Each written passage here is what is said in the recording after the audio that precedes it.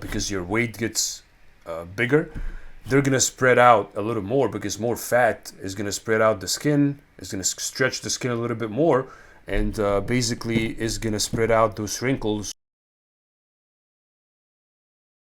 What's up everybody? Today I'm going to talk about the video that was made by Vigorous Steve that said, will steroids age your face?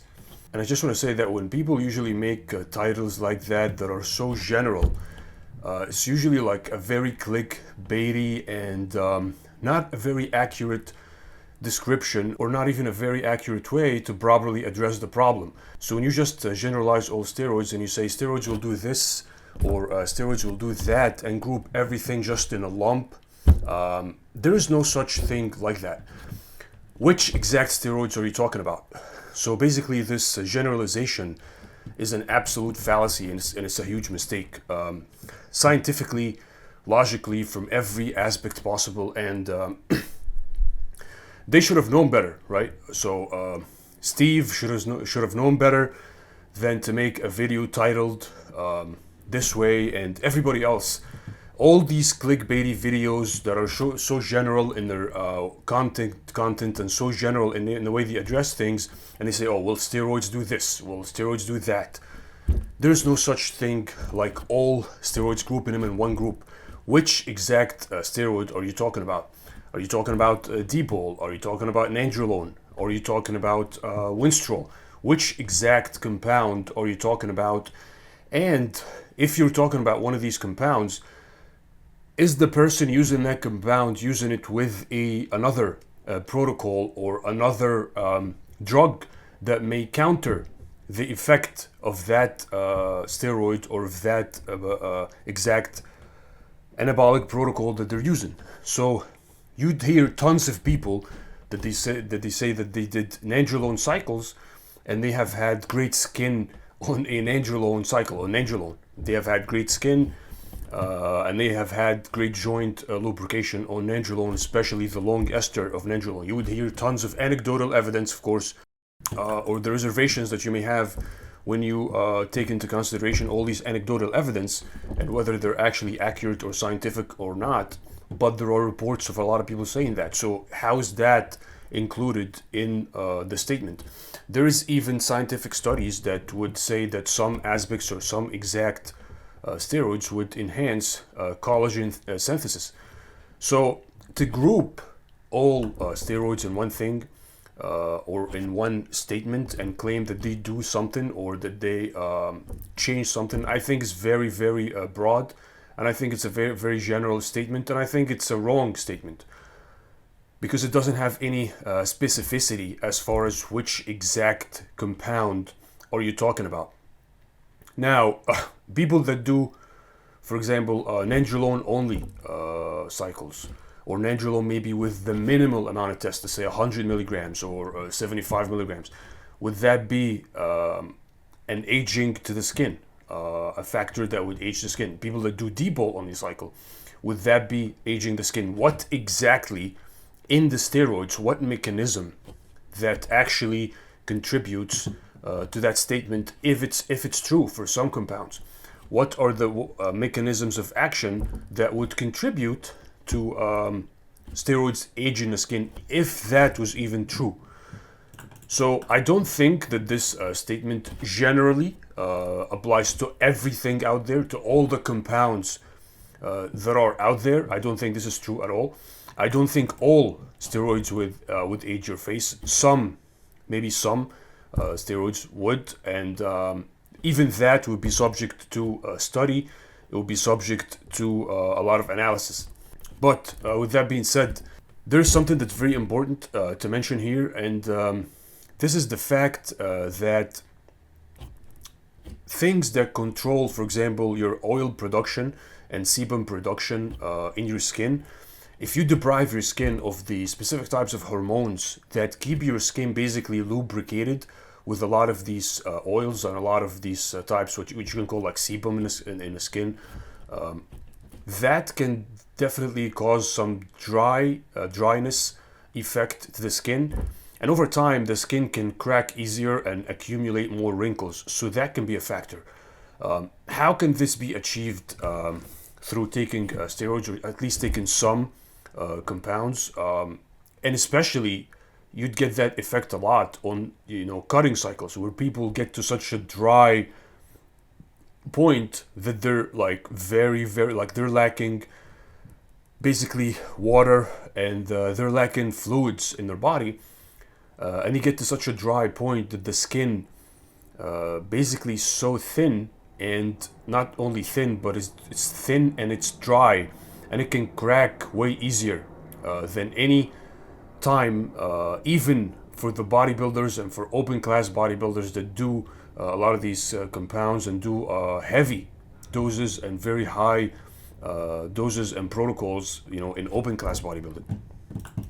So I'll definitely make another video where I'm gonna delve more in depth into this topic, because it's a very crucial topic, right? People want to preserve the quality of their skin. People don't want to age. They don't want to look older because they're using steroids. And if that is true, and some steroids or some protocols or some phases of the bodybuilding cycles, like the cutting phase exactly, can dry and age the human skin, then how can this be prevented and how can this be mitigated? I'll make a video specifically delving into that exact topic, and specifically delving into the science of why some steroids could possibly cause this effect.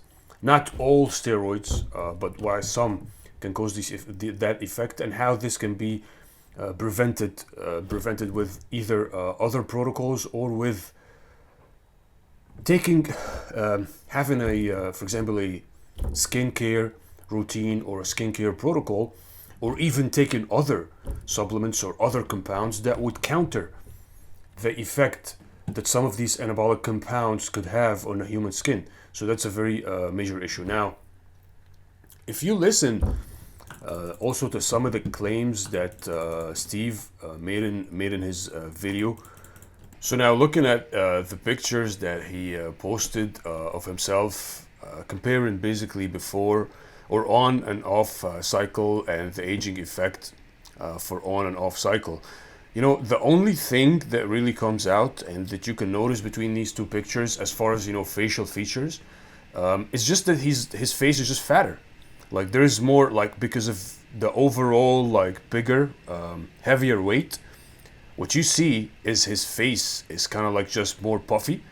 So he has like a puffier face, and that's it. Besides also the hair, which the hair also can add a lot of, like, can give a way younger look.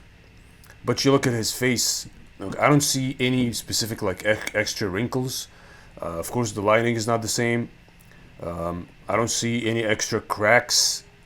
The only thing I see is just that if you're bigger, if you're heavier in weight, and that reflects on your face. If your face gets buffier, you're gonna look older. And if you gain more weight up to a limit, that's gonna make you look older than you really are. So that's the only thing I can see in this picture that can be just like a difference in the way his age is. As far as the wrinkles, I probably see more wrinkles in the right pictures, which is like supposedly off steroids, off cycle. Probably has more wrinkles in his forehead right here. I can see him than the one that on the left. Probably also because of, like, the shrinkage in weight. If you shrink in weight, I guess the wrinkles are gonna, you know, collapse more. If you increase in weight and add a little fat underneath those wrinkles, because your weight gets bigger, they're gonna spread out a little more, because more fat is gonna spread out the skin, is gonna stretch the skin a little bit more, and basically is gonna spread out those wrinkles, or at least reduce the appearance of the wrinkles a little bit, which is basically what a lot of the people sometimes do with, like, the injection of these fillers and things like the Botox injections and things like that. It's basically one aspect of the premise behind a lot of these things is trying to have that exact effect. So I don't see any, as far as wrinkles around the mouth, wrinkles on the forehead, I don't see anything as far as, you know, degrading the quality of the skin itself. And like I said, my next video is going to be dedicated only to that, and maybe the effect of different compounds on the synthesis of collagen and things like that, specifically in the skin. But as far as this picture, I don't see any indication that his face is maybe more wrinkled or anything like that. And what he says, it's, you know, reversible. Well, I think that depends on a lot of things. You know, a lot of these bodybuilders that people use as examples to judge these things are running, like, they're not just running anabolic compounds. They're not just running steroids. A lot of these bodybuilders are running tons of stuff, insulin, growth hormones, so many other things that can completely change how you look and completely give you a different look. So this is not a controlled experiment where you can say and judge steroids and say what steroids are actually doing, because a lot of these people are doing so much more stuff than just steroids. And the fat burners and the extreme cycles of bulking and extreme cutting can be very harmful to the quality of the skin, because you just dry your body and dry your skin so much, and it becomes very thin and lacking fluid, like I said. So all the cracks, all the facial expressions that you do can give your skin a lot more wrinkles, since it's not lubricated and it doesn't have the fluids to give it that elasticity to be able to not accumulate as many wrinkles. So that certainly have a humongous effect on aging for bodybuilders that compete and go through these very hard cutting cycles. So that's definitely an element here. But like I said, in the next video, I'm gonna delve specifically into this exact topic. And just to mention quickly one study that I came across, and it was saying, the title of the study was this, basically stimulation of collagen synthesis by the anabolic steroid stanozolol, which is basically winstrol, right? So that's one study, and there are other studies in that, in that field, and basically touching on the relationship between some types of anabolic compounds and collagen synthesis, which is directly related to skin aging and to the accumulation of wrinkles and to the accumulation or looking older over time. Definitely collagen and the synthesis of collagen, anything that interferes with that will definitely make you look older over time. So that's one thing to watch for in a lot of these studies that link the relationship between different anabolic compounds and basically collagen synthesis. But I'll leave that to the next video, where I want to delve more and delve deeper into this exact topic. But for now, I just urge people not to take these general statements as any evidence that steroids actually cause any substantial aging to the face, because it's such a general statement that it shouldn't even be taken seriously. And I don't think that somebody should have done a video like that, because it's so like it's so broad, and it's such a we can call it like the generalization fallacy, right?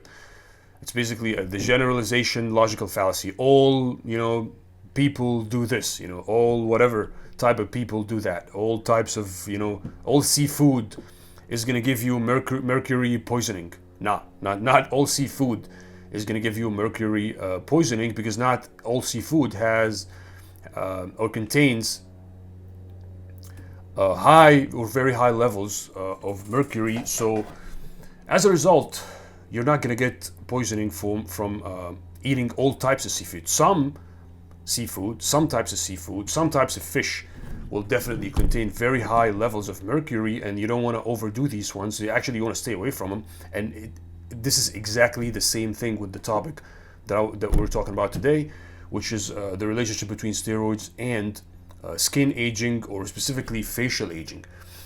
Not all anabolic compounds or steroids will cause facial aging. Now, with that being said, in the next video, I'm going to delve, possibly like take an overview of all the major anabolic compounds and their effect on skin aging and collagen synthesis and different variables that may affect skin aging.